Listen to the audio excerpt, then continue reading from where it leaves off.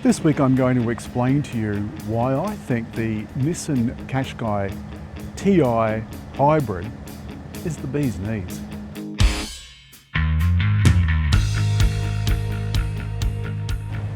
You remember when this car was released, I made such a hoo-ha about its hybrid drive. And the reason for that is that it's basically an electric car with a petrol engine. Now, when I first picked this car up, it had almost 1,000 kilometers worth of range on it.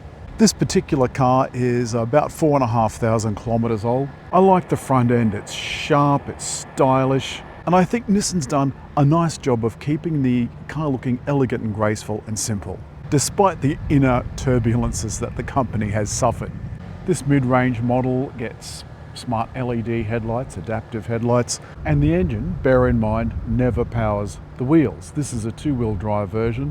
The four-wheel drive version is called the E-Force or E4-Orse because it's E4-Orse. Anyway, it's another story altogether. It has an EV-like feel, something I like. No nasty transmission to get in the way. Keep in mind this is a mid-range car. The back is fairly roomy, fairly spacious, though this tombstone headrest, it is only that far from the ceiling. I've got the seat up quite a long way, but boy, it does make it feel very closeted back here because the back windows have, although you can't see it, privacy glass. We've got a couple of USB power outlets and some vents, a fairly comfy armrest with a couple of cup holders, and leather look seats. This mid-range model does not have an electric tailgate, which I'm okay with. You open that up, there's plenty of room. Split 60-40 seats. And this weird bump, which is part of the electrical system, I have no doubt that if I lift it up, there'd be a battery under it. They've made lifting up the back really, really difficult. And there's no kind of lug or anything here. It's actually there, this little push down, just a cutout in the floor, and you lift that up and there's a spare tyre with bass speaker. The front equally as comfortable as the back. Easy to understand door control, a window lock for the other windows, door locks and the mirror controls, plus a couple of settings for the driver's seat power. Only the driver's seat gets electric adjustment in this mid-range model. There's a fully LCD dash, a large infotainment screen LCD, and this is really easy to control. It really is super fast to respond as well. Controls along the bottom, including one for the camera, and you can see that's decent quality as well, including a top-down view. Air conditioning controls, we've got proper physical controls for the whole lot, including the heated seats. Below that, there's a phone charger, parking brake, auto brake hold, E-pedal, and you press that if you want one pedal driving. So again, that's where it's like an electric car. Drive modes, of which there are 3, plus you can have EV mode only if you want. I'm just going to scroll across and you can see that we're doing 5.9 litres per 100 kilometres since reset, and that's over 166 kilometres. 5.9 litres since the last reset, also on the other odometer. That's 300 kilometres, 311. 5.9 is not bad. It's not as low as some of the Toyotas, but then this is a nicer drive, I think. And finally, there's a 12-volt outlet as well. And the steering wheel also has controls for the highway assistance, cruise control, voice control and phone, and then audio controls over this side. And the headlight and wiper controls, for a change, there's nothing spooky about it. It's just as you'd expect them. All right, let's get underway. As I set off in the Nissan, ooh, the petrol engine has cut in. Lovely. Now we're just in electric again. You can't really tell when I'm about to be passed by a Lotus. Yes. What a sexy little car. All that money and he still can't go any faster than me. I think that's hysterical. Handling in the Nissan is surprisingly neutral. The steering is set to heavy. You can change a lot of the characteristics of the car and the settings system, and I've got the e-pedal on, so let's turn that off. E-pedal's great for in town, not so great otherwise. I'm as impressed after the week in the Qashqai as I was at launch. It's such an improvement over the previous model, and it's had little tweaks and updates since it was released, but it's a brilliant car. Although you could certainly do a road trip in this, and you've got a spare tyre, which is very comforting.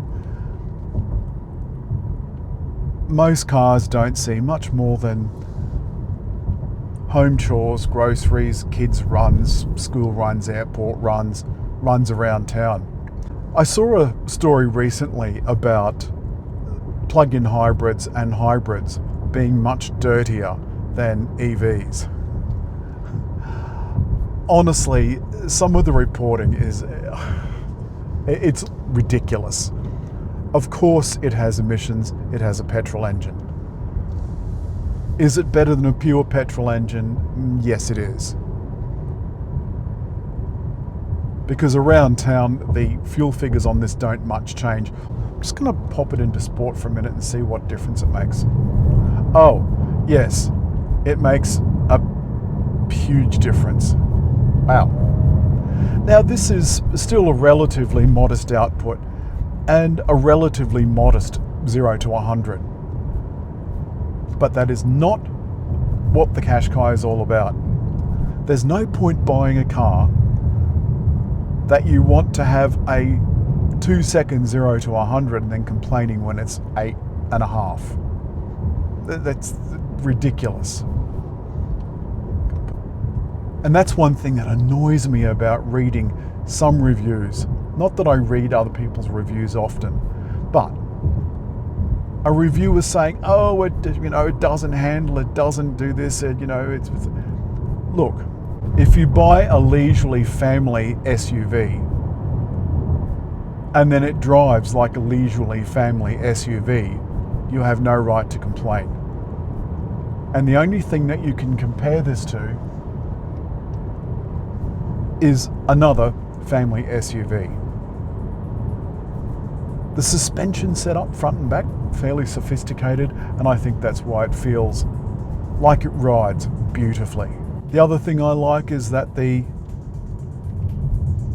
warning system isn't nagging me all the time.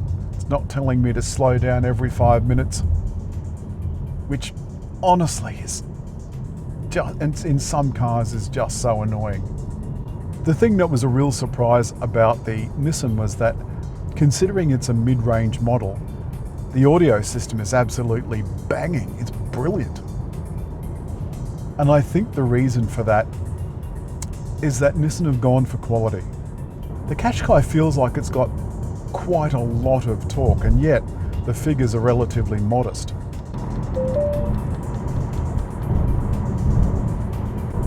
I noticed the warning bongs for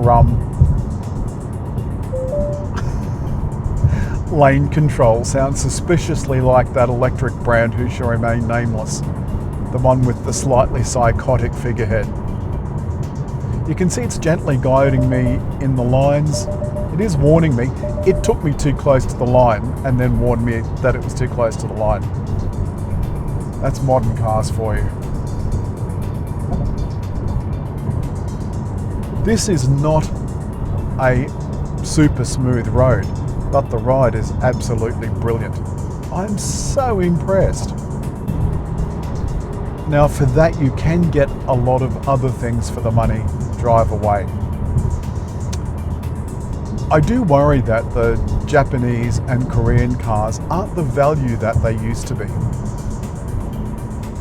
and that Chinese cars, which have become far more popular, will overtake them. Not that there's anything wrong with Chinese cars despite the Chinophobia. That's it for the Nissan Qashqai Ti e-Power.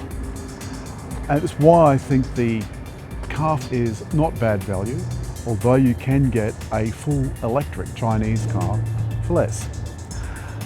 Is this worth it? Well, it is decent quality. It looks pretty smart. and it's from a company that's been around for a long time. So I think it's worth it. As always, hit like, leave a comment, and just on the little round thing to subscribe.